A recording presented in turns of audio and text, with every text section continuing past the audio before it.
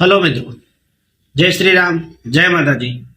મિત્રો, આપણે અત્યારે વિગતે વાતચીત એક વિષય પર કરવાના છીએ કે ઠાકોર સમાજે અર્જુન ઠાકોર અને ગબ્બર ઠાકોરને ઠાકોર સમાજની નાતની બહાર કરી દીધા છે.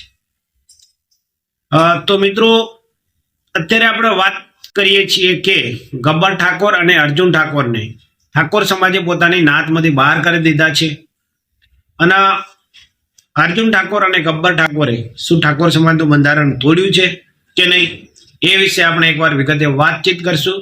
અને આ મુદ્દા ઉપર સૌથી ડિટેલમાં જઈને આપણે ચર્ચા કરીશું કે કારણ કે ગબ્બરભાઈ એવું કહી રહ્યા છે કે મેં કોઈ સમાજનું બંધારણ તોડ્યું નથી. અને આ સમાજની અંદર એટલો જબરજસ્ત આક્રોશ ફેલાઈ ગયો છે અત્યારે કે ગબ્બર ઠાકોર અને અર્જુનભાઈ ઠાકોરની ઇન્સ્ટાગ્રામની આઈડીઓ બ્લોક કરીને સ્ક્રીનશોટ ફેસબુક પર હોય, વોટ્સઅપ પર હોય, દરેક પર અત્યારે વાયરલ થઈ રહ્યા છે. છતાં પણ ગબ્બરભાઈ પોતાનો બચાવ કરી રહ્યા છે કે મેં કોઈ સમાજનું બંધારણ તોડ્યું નથી. અને સમાજ જબરજસ્ત આક્રોશમાં છે. અત્યારે સમાજની અંદર બિલકુલ ચલાવી લેવામાં આવે એવું લાગતું નથી. અને જબરજસ્ત આક્રોશ સોશિયલ મીડિયાની અંદર પણ તમે જોઈ શકો છો મિત્રો. તો મિત્રો, તમે મારા યુટ્યુબ ચેનલમાં એટલે કે આ વિડીયો પર નવા જ આવ્યા હો તો મારી ચેનલને સબસ્ક્રાઈબ કરી દેજો, વિડીયોને લાઇક, શેર અને કોમેન્ટ કરી દેજો, એટલે હું અવનવા આવા વિડીયો તમારા સુધી પહોંચાડી શકું મિત્રો. તો મિત્રો, પહેલા તમે એકવાર ગબ્બરભાઈ ઠાકોરને સાંભળી લો એ શું કહે છે, એના પછી આપણે આ વિડીયોની અંદર ડિટેલમાં ચર્ચા કરીશું મિત્રો. નો ડિસિઝન નહીં, આખું ગોમ મારા ફેવરમાં છે. કેમેરામાં બતાવી દો. આગેવાનો બધા માણસો બધા હોય જ છે. 4-5 જણાને જે કર્યું છે પણ એ જે કર્યું છે ને એ લોકો બધા ઓલરેડી પીવા વાળા જ છે. અને કોઈ ગામમાં પહેલા બી મીટિંગ કરી નથી કે તમારા ગામમાં આ બનતો છે. મારા ગામમાં દારૂ ચાલુ હતો, મેં કીધું ડીજે ચાલુ છે એટલે કર્યું. હા તો સારું છે, સમાજ બહાર કર્યો. કદાચ હું એના ઘરમાં રહેતો હતો આજનો શિયાળો ઠરી શકે એવી વસ્તુ છે. આ એક વેદના છે, એવું ના વિચારતા કે જે મારી પોતાની વેદના કીધી છે. એટલે જે કહેવા જોગું હોય તો કહેવું જોઈએ. પોતે ડિસિઝન લે, મને કોઈ પૂછવામાં નહીં. કોર્ટની અંદર હોય ને તો આરોપીને પૂછવામાં આવે છે કે ભાઈ તમારો ગુનો તમને કબૂલ છે. એટલે બધું પોતે ડિસિઝન લેતા હોય છે. અને એક એમને એક ઘડીક દશામાં વિશે બોલે છે, ઘડીક ભુવાજી વિશે બોલે છે, ઘડીક ડીજે વિશે બોલે છે. ઘણા બધા કોઈનું કોઈ શું છે એમને કોઈ ખબર હોતી નથી કે શું બોલવું જોઈએ, એવી વસ્તુ છે. મિત્રો, તમે સાંભળ્યા ગબ્બરભાઈ ઠાકોરને, એમણે કહ્યું કે જે બંધારણ બન્યું હતું એની અંદર એવું કહેવામાં આવ્યું હતું કે સામા પક્ષે જ્યારે તમે જોન લઈને જાઓ ત્યારે જોન સંગાતે ડીજે લઈ જવાનું નહીં. નિયમ એવો હતો. અને નિયમ એવું ક્યાંય લખેલું નથી નિયમની અંદર કે પોતાના ઘરે લાઈવ પ્રોગ્રામ કે ડીજે ના વગાડી શકો. ગબ્બર ઠાકોર અત્યારે એવું કહી રહ્યા છે. પણ જે ઠાકોર સમાજનું જે બંધારણ બન્યું હતું 3 જિલ્લા, જે જિલ્લા માટેનું, એમાં પાટણ, બનાસકાંઠા અને વાવથરા, આ 3 જિલ્લાના દરેકે દરેક તાલુકા અને દરેકે દરેક ગામને બંધારણ લાગુ પડતું હતું. અને બંધારણની અંદર 16 મુદ્દાનું બંધારણ હતું. એમાં એક મુદ્દો એ બી હતો અને નિયમ એ બી હતો કે ડીજે સદંતર લગ્ન પ્રસંગની અંદર બંધ કરવામાં આવે છે. તો ગબ્બરભાઈ એવું કઈ રીતે કહી રહ્યા છે અત્યારે કે ભાઈ ઘરના ઘરે વગાડવાની કોઈ ના નથી કે પછી તમે લાઈવ પ્રોગ્રામ કરો એના માટેનું કોઈ ના નથી. ગબ્બરભાઈ કે લાઈવ પ્રોગ્રામ હોય કે ખાલી ડીજે વગાડો, ડીજે જ છે. અને તમે સમાજનું બંધારણ ઉલ્લંઘન કર્યું છે કે નથી કર્યું એ વિશે આપણે બહુ જ અલગ ઊંડાણપૂર્વક અત્યારે ચર્ચા કરવાના છીએ. અને જે તમે કહ્યું છે સમાજ વિશે કે ના ભાઈ સમાજે આમ કર્યું છે તેમ કર્યું છે, એ બધા ટોટલી મુદ્દાઓ વિશે અત્યારે આપણે એક વિગતવાર ચર્ચા કરીશું મિત્રો. તો મિત્રો, જે આ બંધારણ 3 જિલ્લાને લાગુ પડતું હતું તેમાં પાટણ, બનાસકાંઠા, વાવ અને વાવથરા જિલ્લો પણ આવતો હતો. અને જે બનાવ બન્યો છે લાઈવ ડીજેનો પ્રોગ્રામ જાબડિયા ગામની અંદર લહેરાજી રતનજી ઠાકોરના ઘેર, એ જાબડિયા ગામ ડીસા તાલુકાની અંદર આવે છે. અને ડીસા તાલુકો છે બનાસકાંઠા જિલ્લામાં આવે છે. અને બનાસકાંઠા જિલ્લાને આ બંધારણ સંપૂર્ણ રીતે લાગુ પડે છે, જે 3 જિલ્લાઓનું બંધારણ હતું એ. તો પછી જ્યારે ગબ્બર ઠાકોર અને અર્જુનભાઈ ઠાકોર બંને સંગીત લાઈનની અંદર જોડાયેલા છે અને ડીજેનું કામકાજ કરે છે. જે લહેરાજી રતનજી ઠાકોર છે એમના બંને સગા ભત્રીજાઓ છે. અને એ લહેરાજી રતનજીના ઘેર જ્યારે લગ્ન પ્રસંગ હતો ત્યારે બંને ભાઈઓએ લહેરાજી ઠાકોરના ઘરે લાઈવ ડીજેનો પ્રોગ્રામ કરે છે. અને આ લાઈવ ડીજેના પ્રોગ્રામના વિડીયો જેવા સોશિયલ મીડિયા પર વાયરલ થાય છે મિત્રો, એના પછી સમાજની અંદર એટલો જબરદસ્ત ઉત્તર ગુજરાતની અંદર આક્રોશ ફાટી નીકળે છે. અને ગબ્બરભાઈના અને અર્જુનભાઈના એટલા બધા પોસ્ટરો ને ફોટા વાયરલ થાય છે કે ભાઈ આ ભાઈઓએ બંધારણ તોડ્યું છે સમાજનું. અને એના પછી મેં જોયું ઇન્સ્ટાગ્રામની અંદર હોય, યુટ્યુબમાં દરેક સ્ક્રીનશોટ મોકલી રહ્યા હતા ગબ્બરભાઈ ઠાકોરને અર્જુનભાઈ ઠાકોરના બ્લોક કરેલી આઈડીના. બહુ બધું આ વાયરલ થઈ રહ્યું હતું. ગબ્બરભાઈ ઠાકોરને બંને જોડાયેલા ભાઈઓ છે અને એમણે એમના કાકાએ ત્યાં જે પ્રોગ્રામ કર્યો છે એ સમાજને બિલકુલ બંધારણની અંદર લખેલું હતું કે ભાઈ કોઈએ સદંતર ડીજે બનશે, કોઈએ ડીજે વગાડવું નહીં. અને ગબ્બરભાઈ એવું કહી રહ્યા છે કે લખવામાં એવું આવ્યું હતું બંધારણની અંદર કે સામે પક્ષે ઝોનમાં ડીજે નહીં લઈ જવું, પણ ડીજેમાં તો સદંતર બંધ હતું. સામા પ્રસંગે જાનમાં લઈ જવાનું, ખુદના ઘરે પણ નહીં વગાડવાનું. મિત્રો દરેકને બંધારણની ખબર હતી, તો ગબ્બરભાઈ આનામાંથી કઈ રીતે અજાણ હતા એ હજી સુધી અમને પણ નથી સમજાતું. તમને સમજાતું હોય તો કોમેન્ટ કરીને જણાવજો કે ગબ્બરભાઈને આ બંધારણની એવી કેમ માહિતી નથી કે ભાઈ ડીજે જે સદંતર બંધ છે. અને આપણે જોઈ શકીએ છીએ જે ગુજરાત રાજ્યના મંત્રી છે અને ઠાકોર સમાજના સારા એવા અગ્રણી સૌરભજી ઠાકોરે પોતાની દીકરીના લગ્નમાં એમણે એકદમ સાદગીથી કર્યા હતા. અને એમણે કીધું હતું કે મારે બી મુખ્યમંત્રીજીને બોલાવતા, અનેક બધા મંત્રીઓને બોલાવવા હતા, પણ મને મારા સમાજના બંધારણનું પાલન થાય એના માટે કરીને મેં કોઈ પણને આમંત્રણ આપ્યું નથી મેં પત્રિકા છપાઈ અને બિલકુલ સાદગીથી એમણે પોતાની દીકરીના લગ્ન કર્યા છે. તો મિત્રો ગબ્બરભાઈ અને અર્જુનભાઈ ઠાકોરે બંને જો લગ્નની અંદર ડીજેનો પ્રોગ્રામ ના રાખ્યો હોત કે આ પ્રસંગે એમણે એક વિડીયો બનાવી દીધો કે ભાઈ હું મારા ઘરથી સમાજના બંધારણનું પાલન કરું છું અને તમે બધા પણ આ બંધારણનું પાલન કરજો, તો મિત્રો એક એવો મેસેજ જાત સમાજની અંદર કે આવડા મોટા ગજાના કલાકારો પણ જો બંધારણનું પાલન કરતા હોય તો આપણે કેમ ના કરીએ.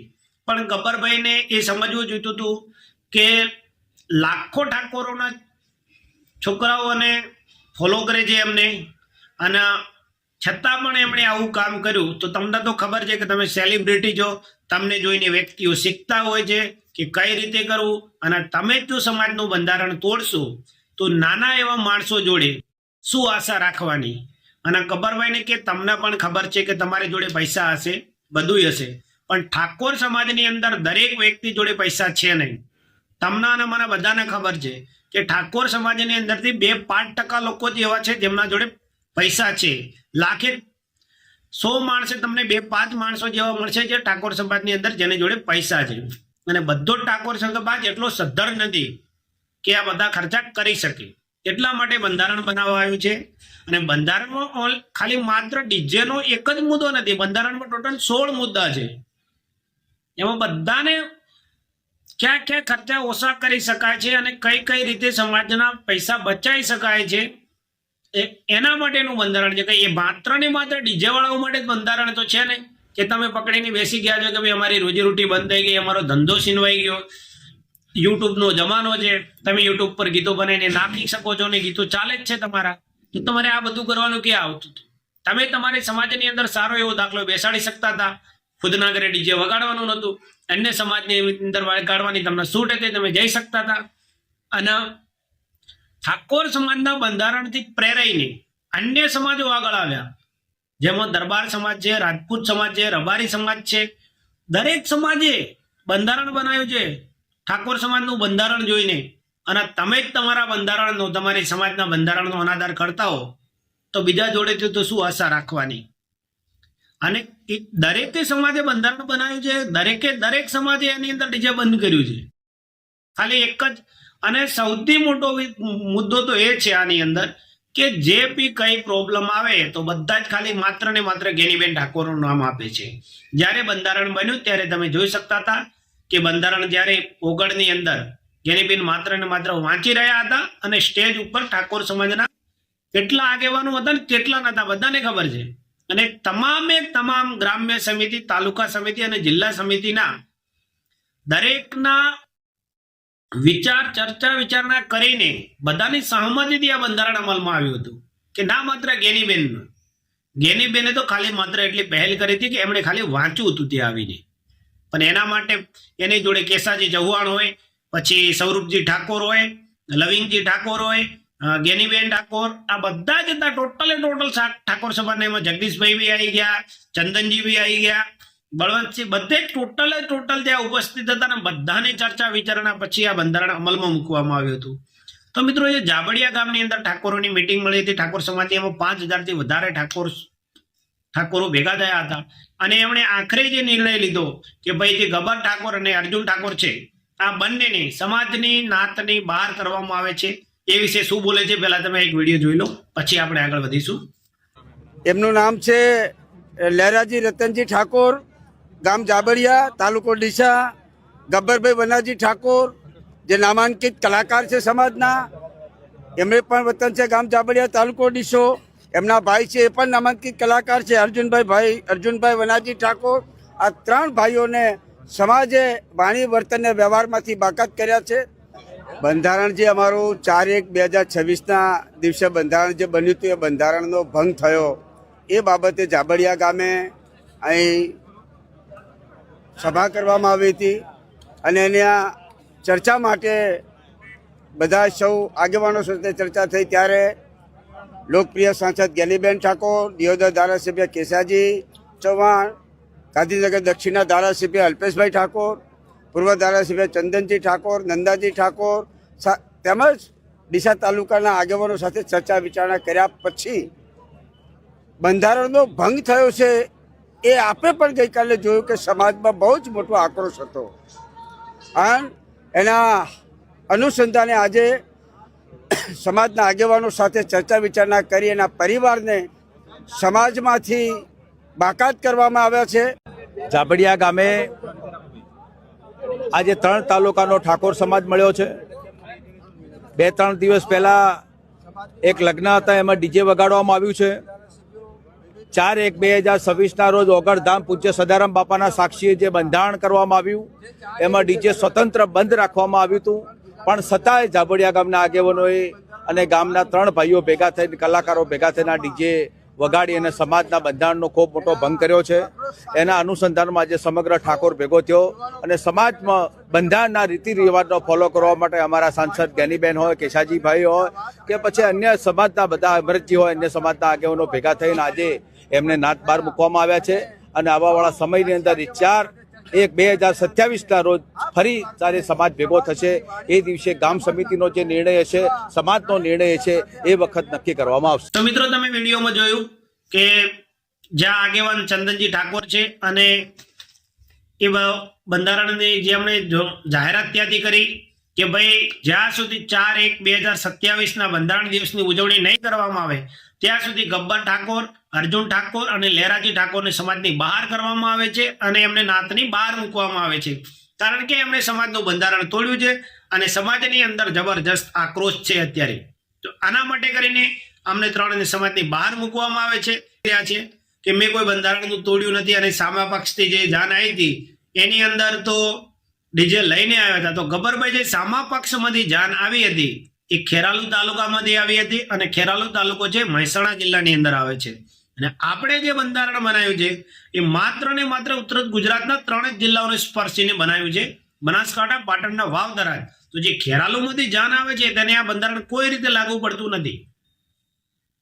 તમે જાબડિયા ગામના ડીસા તાલુકાના બનાસકાંઠા જિલ્લાના છો એટલે તમને લાગુ પડે છે.